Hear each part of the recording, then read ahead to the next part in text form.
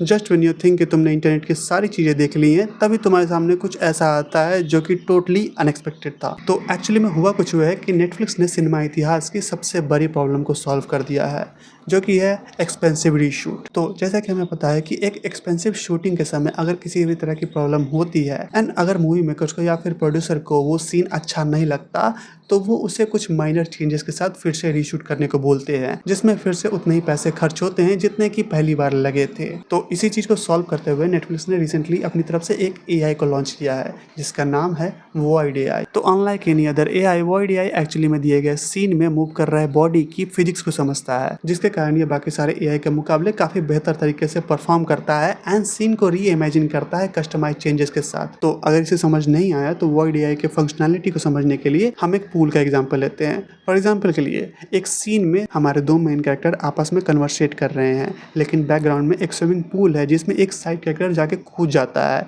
जिसके कारण उस पानी के छींटे हमारे दो मेन कैरेक्टर पे आके पड़ते हैं। So unlike other magic eraser, यहाँ पर वॉइड एआई सिर्फ उस आदमी को ही नहीं हटाएगा जो कि उस पूल में कूदा था, इसी के साथ ही साथ वो उस पानी के छींटों को भी हटाएगा जो कि मेन कैरेक्टर पे आके पड़े थे। इवन अगर हमारे मेन कैरेक्टर के कपड़े गीले हो चुके हैं उस पानी के छींटों से, तो वो उन्हें भी सुखा देगा। सो अगर तुम्हें इस एग्जाम्पल से भी समझ नहीं आया तो let me give you an another example. For example के लिए एक कार एक्सीडेंट को देख लेते हैं जिसमें हमारा एक कैरेक्टर मारा गया है। तो अगर हमारे मूवी मेकर्स को ये सीन पसंद नहीं आया और वो चाहते हैं कि वो कैरेक्टर बच जाए, तो हमें बस वॉइड एआई को बोलना है एंड वो उस कैजुअलिटीज को मिनिमाइज कर देगा एंड हमारे कैरेक्टर को बचा लेगा, जो कि उस एक्सपेंसिव रिसोर्स से बहुत ज़्यादा बेहतर है एंड काफ़ी ज़्यादा एफिशिएंट है। सो नाउ यू नो कि ये एआई कितना एफिशिएंट है। लेकिन अब सुनो इसके कुछ क्रेजी साइड्स। तो अगर वॉइड मूवी के किसी सीन को चेंज कर सकता है, इट मीन्स वो मूवी के पूरे प्लॉट को चेंज कर सकता है और कहीं ना कहीं उस मूवी के पूरे आउटकम को बदल सकता है। जो हमें पहले दिखने वाला था एंड अब हमें जो दिख रहा है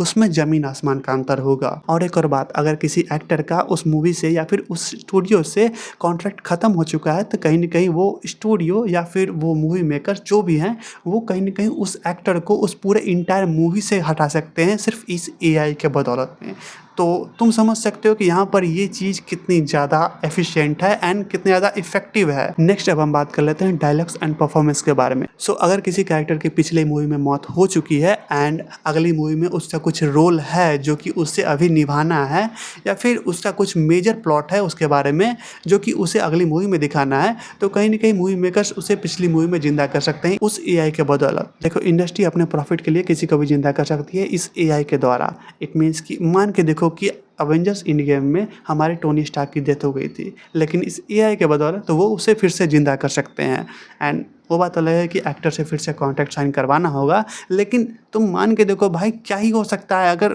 वो बस उसे जिंदा कर दे। तुम्हारा उस मूवी को लेके, उस कैरेक्टर को लेके पूरे का पूरा परसेप्शन बदल जाएगा कि क्या था और क्या हो गया। अब एक और टॉपिक की बात कर लेते हैं, वो है डेथ ऑफ सिनेमा। तो वॉइड एआई के आने के बाद तुम किसी पर भी भरोसा नहीं कर सकते, ना ही एक्टर पर, ना ही डायरेक्टर पर और ना ही इंडस्ट्री पर, क्योंकि तुम्हें कभी पता ही नहीं चलेगा कि उस एक्टर ने जिस तरह की एक्टिंग इस मूवी में की है, क्या उसने एक्चुअल में ऐसी एक्टिंग की है या फिर ये वॉइड एआई का कमाल है। फॉर एग्जाम्पल के लिए कल हो के अगर तुम्हारे सामने अर्जुन कपूर की किसी तरह की मूवी आती है एंड उसमें वो बंदा ऑस्कर क्लास की एक्टिंग कर देता है, तो क्या तुम बिलीव करोगे कि डैम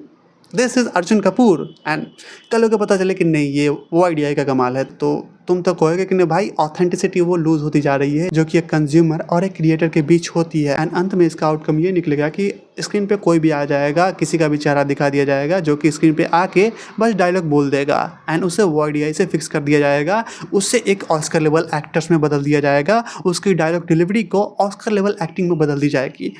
जो कि कहीं से भी सही नहीं है। एंड इसीलिए मैंने इस टॉपिक को नाम दिया है डेथ ऑफ सिनेमा। एंड अब बात करते हैं मल्टीवर्सल प्रॉब्लम के बारे में, और वो है डिफरेंट पर्सपेक्टिव। तो मान लो कि तुम कल हो के नेटफ्लिक्स पे कोई मूवी देख रहे हो, जिसमें तुमने मूवी देखी रांझना एंड मैंने भी मूवी देखी रांझना। एंड तुम्हें पता ही होगा कि रिसेंटली ही रांझना की एंडिंग को चेंज करके उसे फिर से सिनेमा थिएटर्स में दिखाया गया है। तो उन लोगों ने जो रांझना देखी है, जिन्होंने उस मूवी को पहली बार देखा होगा, एंड मैंने जो रांझना देखी है, इन दोनों मूवी की एंडिंग में ज़मीन आसमान का अंतर है। तो एक में हमारा शिवा मर जाता है मूवी के एंड में एंड एक में हमारा शिवा जिंदा रह जाता है, जिसका आउटकम ये निकलेगा कि वो लोग जो कि इस मूवी को पहली बार देख रहे होंगे री रिलीज में एंड वो लोग जो कि इस मूवी को पहले ही देख चुके हैं, उन दोनों के पर्सपेक्टिव में जमीन आसमान का अंतर होगा। इनफैक्ट होगा ये कि इन दोनों ऑडियंस के बीच एक मल्टीवर्सल पर्सपेक्टिव शुरू हो जाएगा उस मूवी के लिए। एंड शायद ऐसा हो सकता है कि फ्यूचर में एक कस्टमाइज एंडिंग का भी फंक्शन लाया जाए, जिसमें ऐसा हो सकता है कि आप अपने हिसाब से मूवी की एंडिंग को डिसाइड कर सको, जिसके कारण तुम शोले में अमिताभ बच्चन को मरते हुए नहीं देखोगे, एवेंजर्स एंड गेम में टोनी स्टार्क को मरते हुए नहीं देखोगे एंड सुपरमैन वर्सेस बैटमैन वाले मूवी में तुम सुपरमैन को मरते हुए नहीं देखोगे,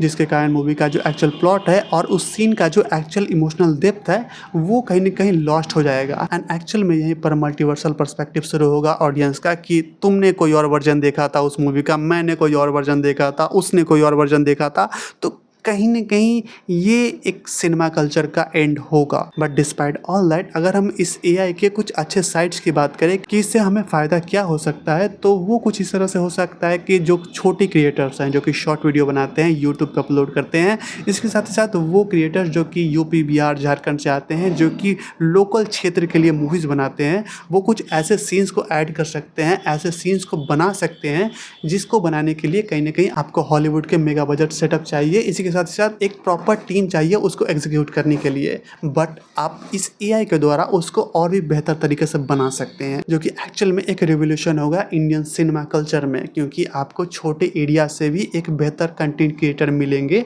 जो कि एक वर्ल्ड क्लास मूवी बनाकर देंगे आपको इस टेक्नोलॉजी के through. So that's all for now, जो था वो यही था। एंड मैंने देखा कि यूट्यूब पर कोई भी इस एआई के बारे में बात नहीं कर रहा एंड इसके साथ आने वाली प्रॉब्लम्स के बारे में कोई बात नहीं कर रहा, तो मैंने सोचा एक वीडियो बनाई दो। एंड अगर तुम्हें ये वीडियो पसंद आती है तो लाइक एंड सब्सक्राइब करना। बाकी मिलता हूँ तुमसे अगली वीडियो में, तब तक के लिए